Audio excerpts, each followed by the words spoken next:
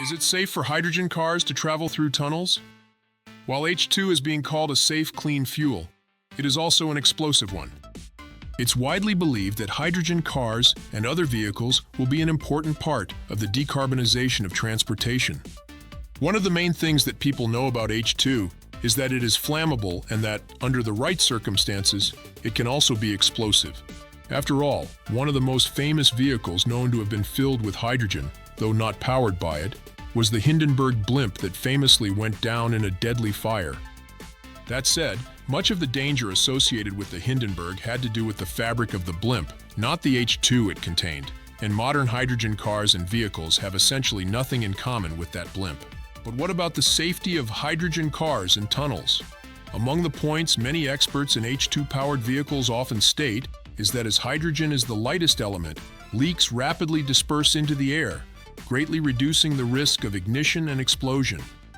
That said, some people have pointed out that drivers aren't always out in the open air.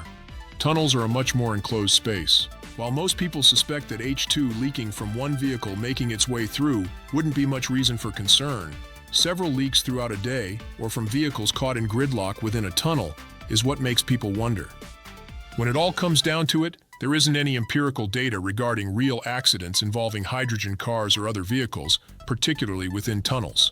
This is simply because there have yet to be enough H2-powered vehicles on the road to have data from real-world use, especially in specific circumstances such as tunnels.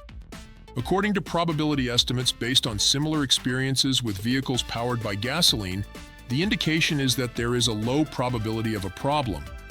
This data isn't just focused on the risk of leaking hydrogen, which is extremely unlikely to be an issue, but also the types of problems that could occur if there were to be a crash in a tunnel involving hydrogen cars. Due to the high pressure of the H2 stored on the vehicles, there is a very high damage potential.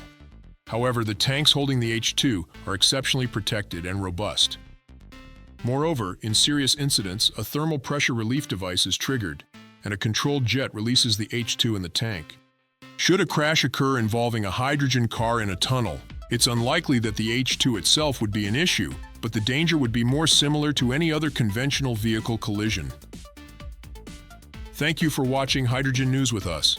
We're excited to hear your thoughts on hydrogen cars and tunnels. Do you think it's safe, and why?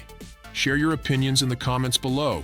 Don't forget to hit subscribe and like this video if you want more hydrogen news.